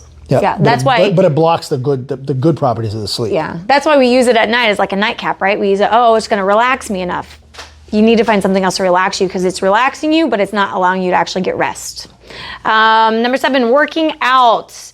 Working out in the morning is honestly the best time to do it. Like you saw like the cortisol spikes and stuff like that. When you work out in the morning, it actually helps your body promote the production of cortisol. If you work out at night, you're producing cortisol at night in the evening, right? Now, I'm not going to tell you don't work out at night. Do what works for your schedule. Would I rather you work out than not work out? Yeah, absolutely. But just be mindful of then what you're doing after your workouts and things like that. Make sure you're giving yourself enough time to at least like come home, relax. I can't work out at night at all because I find like it just ramps me up too much. I like working out in the morning. I like mid-afternoon ones as well too. So when they were saying 150 minutes a week of moderate to vigorous exercises improves sleep quality 65%. So like I said, if you're feeling like you're having trouble sleeping, go back to things that you're not doing or missing. And this is a really big one, which is the fitness, the exercise that gets oxygen in your body. Number 8, putting the phone down. Like I said, it inhibits melatonin production, which keeps you from actually getting into that REM sleep as well. It also then kind of reinforces like your association. The one thing they talk about like is keeping your phone out of your bedroom, keeping TVs out of your bedroom. One of the worst things is falling asleep to the TV on. It really is. Sorry, I know some people love doing that, but do it, but just don't do it in your bedroom. Like make your bedroom your like sleep sanctuary. Like that you start associating your bed with sleeping. You're not associating your bed with like watching and scrolling things or watching TV or reading and like, tablets and stuff like that. Like read a book, that's fine, but maybe don't do it in your bed. Maybe do it like in a chair next to you. So that way you're literally like, no, my bed is to sleep, because what you're doing is you're creating neural pathways telling your brain that, oh, my bed is here. I'm going to be reading. I'm going to be doing things. I'm going to keep my mind going instead of actually, no, I'm here to sleep. Does that make sense? So really like value your sleep sanctuary. Getting sunshine. This is a really, really crucial part with helping your body get your circadian rhythm back into play, especially first thing in the morning. The first morning light, if you can get out in the sunshine and looking at the sun or looking at the light, whether it's through a window because it's getting colder or on your patio or going for a walk, guys, this is a really, really great way to reset your biological clock. Women, if you have problems with like irregular, like your reproductive cycles, your menstrual cycles are all out of whack, one of the first things I tell people to do is work on trying to balance your natural rhythm of your body, which is your circadian rhythm. And getting out in the morning and looking at, or even just seeing natural light. So open the window or open the blinds up. Let that first sun ray light for that first 30 minutes to an hour come in. That's going to help actually regulate your body's melatonin production and kind of kickstart it in the morning, actually. So you can actually start producing melatonin first thing in the morning. You might want to help him in the bathroom, by the way. That podcast I told you with Mark Hyman and the guy who I didn't know who it was. Well, okay. He gets 10,000 lumens of light into his eyes for these things that he does. Yes. Yeah. Wearing sunglasses also too, by the way, guys, helps. It actually kind of blocks your production of serotonin and vitamin D as well. So it's like, I know everyone's like, oh, I should always wear sunglasses. I never wear sunglasses. Like, I don't know the last time I've worn sunglasses. And I know your optometrist will probably yell at you for doing that. But there's actually a lot of research that's coming out and talking about, like, when you're wearing sunglasses like that all the time, it's actually blocking your body's receptors to create vitamin D and to produce serotonin, which helps your mood and your energy levels and stress levels. So try to go without that, or start to reduce that a little bit. I'm not saying never wear sunglasses. Like, if you're at the beach and it's like, I mean, you know that, or you're driving, it's like there's like glaring, like it's really hard to see, or it's really sensitive. Like, do what you need to do, but definitely allow your eyes to be exposed to the sunlight, just like your skin, right? Don't just slather on sunscreen every morning, first thing in the morning, because you're literally not giving your body even a chance to like produce vitamin D at all if you're blocking it first thing in the morning. Like, allow your body to get some of that as well and to absorb it. Number 10, skipping that late night snack. I actually already briefly talked about this. You really got to eliminate these things before bed, guys. Anything sugary, anything like refined carbs, which is all the stuff that we crave for as snacks, isn't it? Right? Who has a really good snack that they do at night? Anybody have like a good, healthy alternative? Yeah, what do you do? Oh, no. I eat popcorn. You eat popcorn, yeah. Unfortunately, it's one of the worst ones. That's really bad because, again, it's like, yeah, Susie. Peanut butter or cheese. Peanut butter and cheese. Protein. Cheese. Yeah. Sure. Peanut butter. Yeah, peanut butter, absolutely. Yeah, those are way better alternatives. I would go and say, like, stop that snack completely because you really don't need it. You've gotten into a habit at this point. Like, if you feel like you need to eat again after dinner, after eating like an hour or two later, you probably didn't eat enough good stuff for dinner, which means you probably had too much of a snack before dinner. So then you weren't even full by the time you had dinner, or it was too full of carbs usually at your dinner, right? You had too many high carbs and not enough protein and fat that your body actually didn't feel satiated an hour or two later because you spiked your blood sugar and then it dropped. So how many hours should we think late night snack? Well, some of the things that I've read is you want to stop eating at least 2 hours before you go to bed. Okay. At least. Yeah, I would say maybe 3 even if you can, but I would say no less than 2 hours, right? Like, people who work funny shifts and then they have to, they eat when they get home, and then, like, most of them don't go to bed right away because your body's trying to digest, right? You don't want to sleep and try to digest when you're trying to heal and repair everything else. So this goes into our Max Living Advanced Plan. Sorry, 1 second. What, sweetie? Yes. Yes, you may. Go ahead.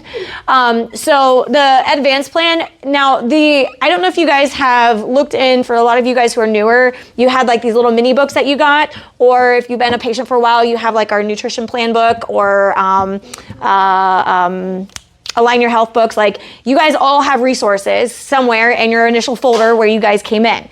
Go through that. So if you're figuring out, like, what do I do? How do I work on my nutrition part of it? The advanced plan is a really amazing place to start. It's not meant to be a long-term plan. The whole idea, though, is to shore up your fats, your proteins, and your carbs. So it's like, what kinds of things? And it's all about quality. You're having good quality proteins, good quality fats, and then you're kind of minimizing all the carbs. So like all the really high sugary foods or the higher glycemic foods, even fruits, it's meant to kind of reduce and keep that at low. Bless you. You want to kind of keep a moderate intake of protein, but you really want to have like good fat with it as well. And the quality of it matters as well. So making sure you're eating good quality meat, pasture-raised meat, grass-fed meat, pasture-raised eggs, things like that. This is really designed to help like minimize the inflammation, kind of help restore the cell membranes of your body in order to help detoxify, regulate your hormones, kind of get everything back into order. It's a really important thing. Now, I always do like to talk about like other supplemental things that you can do, because remember what I said, it's not like, there's not like a magic pill or potion that you can take that's going to magically, like now you're going to get like 10 hours of sleep at night. We have our kind of sleep bundle sort of thing that I usually recommend. We have the greens, so you guys all, when you had the little Buckeye smoothies, there's a scoop of the chocolate greens in there. It's a really great addition. My kids take it almost every day. It's a really great addition that you can get good quality, like you know where it comes from, protein or greens, that gives you the vitamins and the minerals that your body needs in order to have normal functions for your body to detoxify properly. Magnesium, I tell a lot of people who have like muscle cramps, or if you have problems sleeping, magnesium is one of my favorite things, because magnesium is a natural smooth muscle relaxer. The multi-magnesium, there's a few different ones that they add in here. They also add in a blend of mushrooms as well with it to help with your immune system health. But a good quality magnesium is very important. And then we do also have a sleep and mood formula. So if you are really struggling, or let's say you've been taking things to try to help yourself sleep at night, I would encourage you to look at other alternatives of the things we talked about, but maybe even take a look at the sleep and mood formula. It does contain like 3 milligrams of melatonin, but we typically never recommend a lot more than that, because again, the whole idea is it's not gonna put you to sleep, but it's helping better prepare your body. It's helping kind of de-stress your body, or get your sympathetic nervous system, trying to get that calmed down a little bit. So it's a more natural way to actually help to kind of prepare your body for sleep. The two last things here, the consistent timing. So this is really important because, you know, like we had kind of talked at the beginning, it's like, I always sleep in on the weekends, right? Do you guys ever anybody have a different like sleep schedule morning, like during the week versus weekends? Right? Like, it's actually really not a great thing to do. What they recommend is, if you want to have, again, with that rhythm, if you want to have good sleep, you want to try to keep your sleep schedules pretty consistent. The days that we are not in here early in the mornings, I'm usually up at the same time, or roughly the same time every day. Because what happens is then all of a sudden you start throwing off your natural rhythm. And it can make it harder for your because with cortisol spikes, your body's like constantly guessing, like, wait, what's happening? Oh, wait, what day is it? Oh, we got like an extra 5, like, what's happening? You know what I mean? Like, you have a different rhythm to your body. And, you know, one of the things with that too, like if you get those Monday morning blues, a lot of times you wake up, some of that's our mindset. Some of it's like, oh, it's Monday, right? Like, don't be like Garfield. Ignore Garfield, like, it's a Monday. Oh, you know, like Sunday night comes and you're already like dreading the next day, right? Part of that's going to start with your mindset too, but often it can be because of your weekend habits, because you're like, oh, I got to sleep in. And I'm not saying don't sleep in, but maybe just look at how late you're staying up, right? Are you staying up like 2 or 3 hours later on the weekends than you normally do during the week? Well, yeah, you're going to really be throwing yourself off during the week at work when you're trying to get things back into normal rhythm. Like, your body's rhythm is all off. What if you woke up 30 minutes earlier every single day? Like, every day you just woke up 30 minutes earlier. You could do a 5 to 10 minute workout. You could make an amazing shake or smoothie. You could read something inspiring. You could start to like cast a vision for the day. Like, what would you like your day to look like? Who thinks their day would be better with a routine like that? Right? I hope everybody raises their hand. Who does that kind of routine though? You don't have to answer that question. What do most people end up doing, right?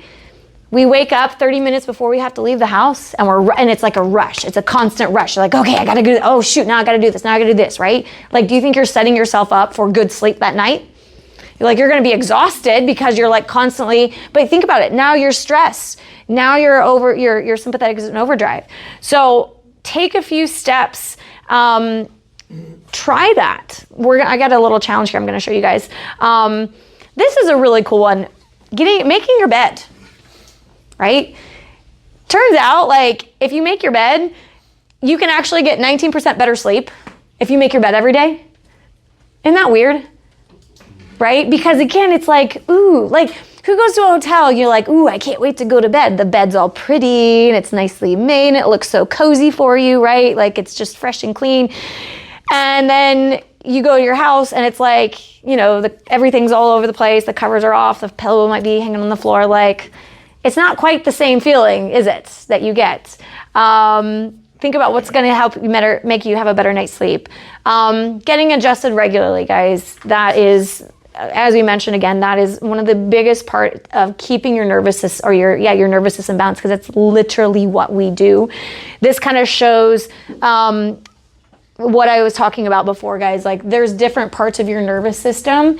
This is really cool. Like, the sympathetic nervous system, guys, when you're on fight or flight, when your body's going all the time, and that doesn't allow your body to actually digest and rest and break down foods, the nerves that those primarily innervate here in the middle of your body, you've got like your heart, but you've got all of these big major organs as well. So when that shuts off, now there's overlap here, but these nerves primarily, like when I say, hey, follow the nerves from the back to the front, look at where they go. That's the primary nerve that goes to those areas. Okay, so like the nerves in the lower back, they go to your digestive organs. So those areas, those are stimulated by sympathetic nerves. And when those sympathetic nerves are stimulated, do you think that your digestion is gonna speed up or slow down? If your sympathetic nervous system is stimulated, your body's like running away from a tiger. It's gonna slow down, right? It's not so great. The parasympathetic has the largest concentration of nerves at the very top of your neck, where it goes to like your eyes. You got your vagus nerve that regulates. The vagus nerve is one of the big ones up here at the top that literally regulates all the big major organs. And then down at the sacrum, down at the very bottom of your spine. Those two areas are some of the most nerve dense areas to reducing the sympathetic but stimulating the parasympathetic, because it's not always just about reducing the sympathetic, it's also stimulating that parasympathetic nervous system, right? So that's why neck adjustments are so amazing and so crucial. Like, you can literally have one adjustment at the top of your neck. There are techniques that only adjust that one bone, and how it affects literally everything and helps everything regulate. And sometimes as you get adjusted, and sometimes we need more, this increases, right? So think about this, guys. We got the holidays coming up. Do people tend to be more or less stressed during the holidays? Right, more. So then if we're more stressed, do you think you have to work harder to help your body better adapt to that, or less hard? Harder. So what does that mean? What should you be doing when you're more stressed and you've got more going on? Increase sleep. Increase sleep. What else? Relax. Relax. What else? Eat good food, right? What else? Exercise more. What else? Get adjusted. Get adjusted. Often more. When there's higher times of stress, you probably should be getting adjusted more often, guys. And I know this sounds like it's this catch-22 thing, because it's like, but I'm stressed and super busy. Yeah, your body doesn't care. Like, it really doesn't. I tell you guys, if you don't stop and slow down and take care of your body, what's your body going to make you do? It's going to make you stop and slow down. And guess what? That usually comes in the form of what? Getting sick. You stop, you get sick. Because what do you do when you're sick? What does your body want you to do? It wants you to rest and sleep and stop, right? I'm not crazy. Breathe. So many people have forgotten how to breathe properly. One of the best times that you can breathe is when you're driving your car. Best for everybody, by the way. It's best for yourself, because people tend to get very stressed. But just taking like deep breaths, guys, actually will help calm the nervous system down and help stimulate the parasympathetic to put you in that nice state. If you don't know if you breathe properly, the answer is probably don't. If you don't think about breathing properly, you don't breathe properly. Think about breathing. One little tip with this is imagine like your rib cage all the way around. A lot of times we think, oh, I want to like push my stomach out. It's actually more like, think of your rib cage as like a bucket handle, and as you breathe, it just like spans out. So you're like breathing out around, and then breathe in as you Wait, let's do that. You want to do that? Sure. Stand up. Everyone stand up. Get your body moving. She explained it, but let's see what we do. Instructions are very simple. I just want you to take a deep breath in and then let it out.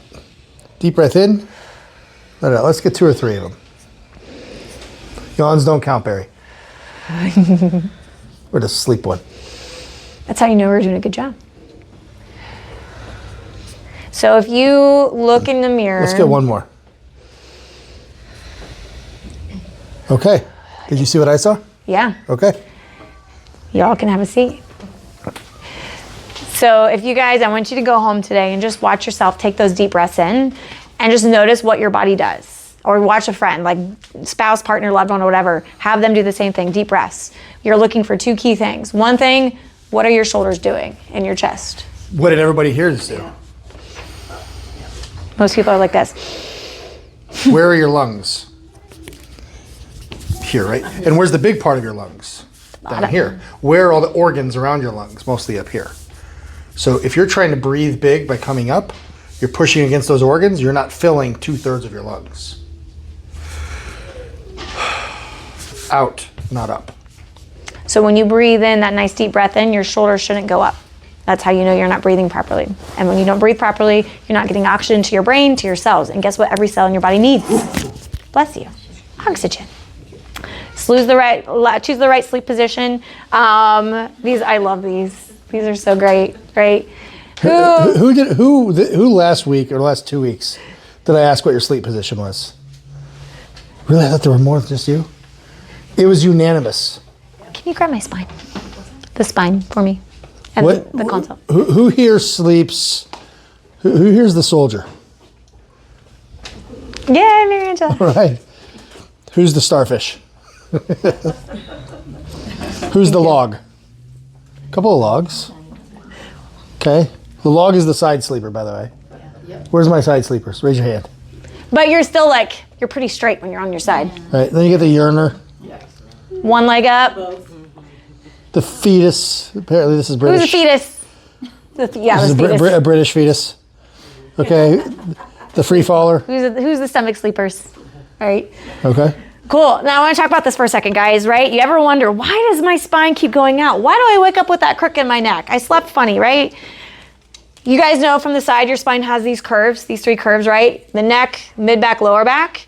When you're laying on your back, do you guys know those little foam roller things that we gave you? Tubes, logs, whatever you guys want to call them, right? Do you know there's a reason that we gave you those? Right? There's absolutely a reason. Because when you're laying on your back, look what's still there.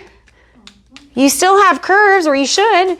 Guess what those curves are literally, or those rolls are literally meant to do? Your neck, you actually have a larger curve. So maybe I can shut this and you guys can see a little bit. So you see when I lay this down, people are like, why do I put the big one on my low back? No, because when you lay down, the area in the neck and the upper back is actually a larger curve here than it is in the lower back. It's kind of weird, isn't it? Because the bones are larger and take up more room. So the small roll goes in the low back. This puts your body in a normal position when you're sleeping. Okay? When you're the whole point of these, guys, is to put your body in a relaxed, neutral spinal position so that your muscles will relax, your body function at its best, and you don't toss and turn and move around all night long. That's the literal whole point of these things. Now, I know they're hard to do for some people, and that's okay. I will never crucify you guys for not laying on them all night. But what I will ask is to try, just to do a little bit each day. Just start the night on them. That's all I ask you to do. Just try and start it. It took me about 4 or 5 months. Somebody asked me the other day, they're like, what's your secret? How did you get to being able to sleep on them all night? Because I was a stomach sleeper. I was the free faller. I was the stomach sleeper, right? And my answer was, I just did a little bit each day. Some days were better than others. But unless my children wake me up in the middle of the night, which happens a lot, but I literally fall asleep on my back and I wake up in the same position every night. I do not toss and turn. You toss and turn often because there are stress points on the body. When you're in any of these positions, right? Especially this one, like the urinary. For people who have a lot of hip and lower back issues, guys, if you're sitting, you got one leg up all the time, look at what you're doing to your pelvis. You're literally twisting it, right? For hours at a time, maybe 2 hours. And then you get guess what? That's gonna start getting painful. And now I gotta flip. I gotta do the other side, right? People tend to start on one side that's really comfortable, but then guess what happens to your shoulders when you're like this? Right? We tend to do this. And I'm not saying side sleeping is bad. There's proper ways to support your body if you are on your side, right? We talk about that because sleep positions is one of the big things I get asked all the time. But that's the whole point of this. The number one sleep position is going to be the soldier without a pillow, though. Without a pillow, yes. One thing you can do to train yourself to sleep on the back too, because I had stomach surgery and I am not a back sleeper. And hold a pillow while you're sleeping and your body won't let you There you go. roll over. Absolutely. That's a great idea. It's a good trainer. That's a good idea. Yeah. Have something like wet, like get your pillow fort around you. Remember? Just put that little, so you're like, I can't roll anywhere. Well, they do these for babies. They call them like the, what are those called? Amber, do you know what they're called? Where they lay them in the bed, and they've got like, it's like a little bed that you can put in your bed. Anyway, it's supposed to keep the baby from rolling all around the place. So I can't think what the name of it is. It's kind of like that. Like just give yourself like a little pillow wall around you. Apologize to your spouse. Sorry, honey, I'm going to get good sleep so that I can be nice to you the next day. So that's how we're going to do it. Sleep forms or something. Something like that. I can't remember. But you know, some people, they sleep on their back, but then they got this massive big pillow. And then guess what that does to your neck? So when you lay on the rolls, don't use a pillow. Try to do it without it. The second best position, guys, is the one that gets you to fall asleep. Seriously. Like, all I ask is to try. I don't ask you to be perfect. I mean, I know it's really, really hard, but I also don't want you to sacrifice falling asleep just because Dr. Marissa told you, I gotta sleep on my back. I gotta sleep on these stupid rolls. I can't move. Like, it's okay. Like I said, it took me months to be able to get to that point. And this is one of my favorite ones, guys, keeping the habit of gratitude. I wanted to end on this one because this is so important. I asked the question the other day to somebody, like, how easy is it to be stressed and grateful at the same time? It's almost impossible. Literally impossible. Like, if you are grateful, it's impossible to be stressed. That doesn't mean their stress isn't going on, okay? There's two different things, right? Like, stress will always be there, but you can't be grateful and stressed at the same time. You really can't. If you've sat in on, if you've been to my stress talk or been into my mindset stuff, gratitude is the antidote to stress.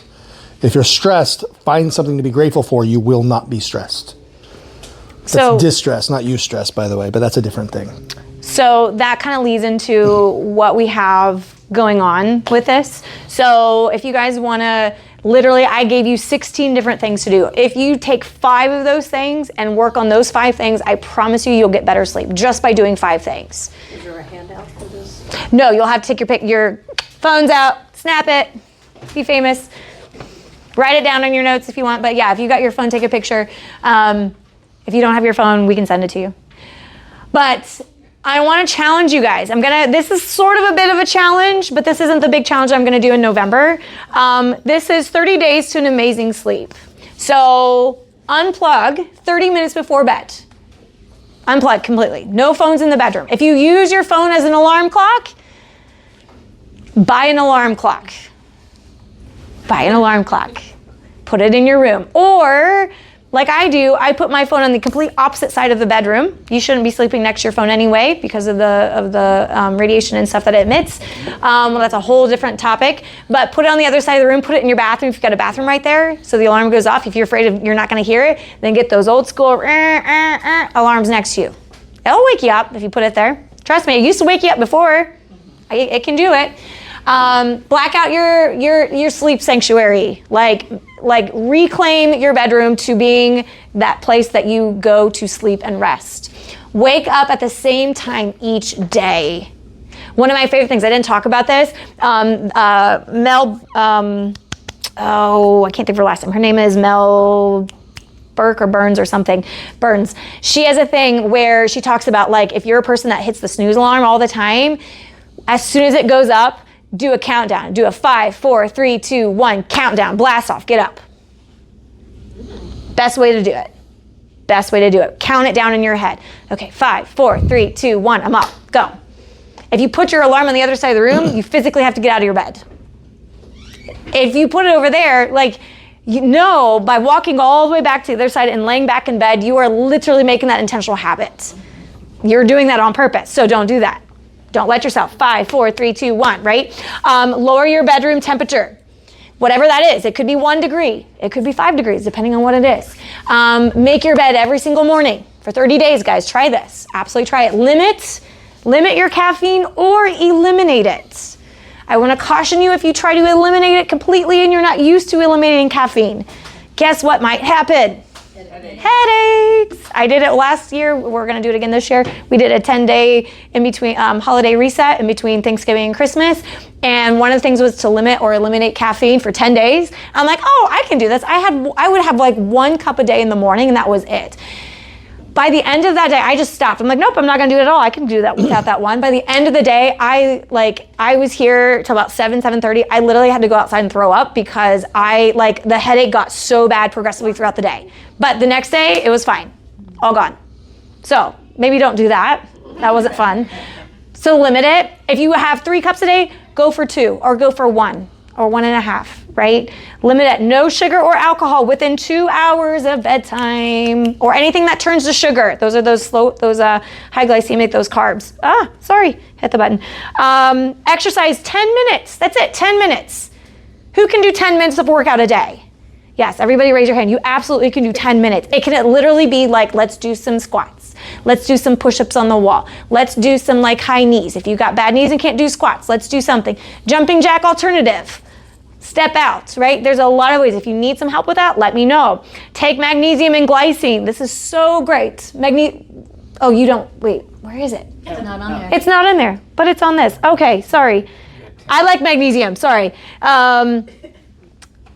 Practice gratitude. Thank you. We move things around a little bit. Practice your daily gratitude. The sleep bundle that has the magnesium in it, and then get adjusted. Those 30 days, guys, challenge yourself to that. Now, one thing I'm adding to that challenge is a 30-day gratitude challenge. So I'm going to put some signs up here next week and get you started. So for 30 days, for the entire month of November, I am challenging everybody to every single day do one thing that you're grateful for. One thing, that's it. I'm also challenging you to make it a public thing. So share it with a friend or a loved one, post it on social media, do a video of you doing it, whatever it is. Just 30 days. I try to do this. I say try because it's a lot harder than you might think it is. I did this for 1 year when we were living in England. It was a really hard year, and I'm like, you know what? Like, everybody does gratitude in the month, like for Thanksgiving. Some people do it for the whole month. I'm like, I'm gonna do it for a whole year. Let me do 365 days of gratitude for a whole year, guys.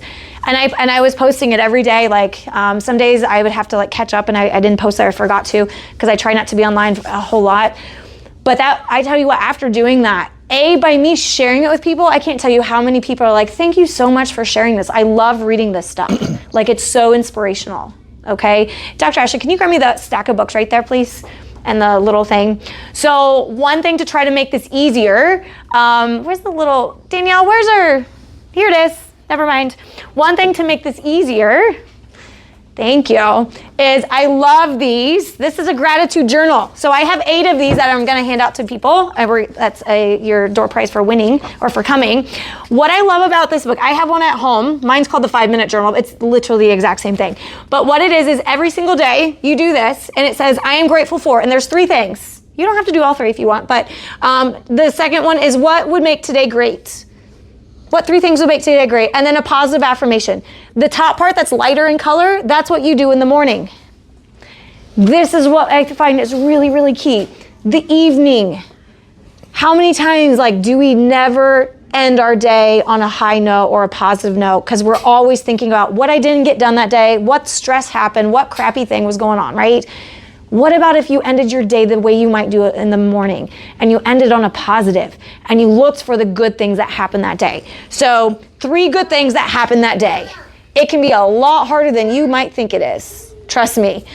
The last thing is what I learned today. Love that question. What I learned today. I mean, this can be hard. Like when I address the kids in here, one of my favorite questions to ask them, what was good today? What was good today? It is so hard sometimes for them to tell me, nothing. Something's got to have been good, right? You woke up today, right? Did you have a good lunch? Did you have a good day? Something good, right? Just something good. I love these journals. These have a nice little pen holder. Mine doesn't have those. So I want to do these little giveaways because I think this is super fun. Before I do that, we kind of talked about these upcoming events. Oops, sorry, they're on this slide. November 9th, our community breakfast. Patient Appreciation Week, November 22nd to the 29th. That's going to be a fun week. We're going to have a lot of stuff. We're doing a Black Friday supplement sale this year, guys. So this is really cool because what that's going to happen, all of our supplements, we're going to have a sale on everything. We're going to have an order form ahead of time. So if there's something that you guys want or use or take, we're going to have order forms. You can fill out whatever you want. And then we're going to have it run, like we'll have it automatically set up to run on Black Friday. You don't even have to be here. It's just going to automatically run. And then you'll be able to pick it up the week after that. So We're also doing something really cool this year, the gift of health. yes. If you have a friend or family member or coworker or whatever who, if you dying to get them in here and you're not sure how to bring up the conversation or whatever, we will have discounted exams. We're going to give those to charity, to Out of Darkness. They help fight human trafficking. And you can purchase the exam for them and give it to them as a gift for Christmas. We'll give you a little physical certificate for that. And the proceeds from that, we will donate our time. You will donate the discounted exam fee, and we're going to give that to charity. How much will those be? We haven't decided the exact number yet, but it'll be less than $50. Okay, cool. Yeah. Like that idea. Awesome. Grab one. All right, We're I'm eight. in, I'm Eight. in, all right. Odds are in your favors today, guys. All right. Well, okay. Must be present to win. Oh, I think she did a sticky note. So You want to get the next one started? do you want me to use it with my nails? My Here, I'll get the next one started. Here, I'll say, Amber! Yay! Susie. Woohoo! You're welcome. Thank you No problem. very much. Julie. Wait. Yes, Julie. You're funny. Oops, sorry, Julie. Prashan. Rashawn, yay! There you go. No problem. Jennifer. I'm used to calling you Jen. I was like, who's Jennifer? Jennifer's not. No, I'm like, Jennifer's not here. Vicky. Who does it? Vicky. Vicky. Yay! How many do you have left? 2. All right. Only call 2 names. Got it. 2 months. Thank you. You're really. Daniel. Is that Daniel? Daniel. Dan. There you go. You're a lucky guy. You win a lot. Gail. Gail. Oh, Gail had to leave. It must be present to win. Barry. Barry. There you go. Awesome. So the last little note on this, guys, again, really appreciate you guys being here. Hopefully this isn't just a thing where like, oh, that was a lot of good information. Like, take actions with this. Sleep is so important because this allows you to show up to be the best you, the best spouse, the best partner, the best husband, wife, parent, worker, business owner, so that you can show up and be the best version of you guys. We also have the sleep bundle available. Oh, yes. Magnesium. If you're not taking the magnesium, these will give you really incredible dreams. You'll sleep very deep. It gets you deep sleep. You should be taking greens anyway. And of course, the sleep mood formula. So make sure you get that. Danielle will be ready to check you out when you're ready to get that. And yes. You still have, you were out of it, but I like the magnesium glycinate. Yes. Yeah. Yeah, we have some. I don't know if we have it on the shelf right now, but we have some. Yeah, we can get that. Yep, absolutely. Yeah, Danielle can get that for you. Awesome, guys. Any Cool. questions? We'll be here. Thank you. To good sleep tonight.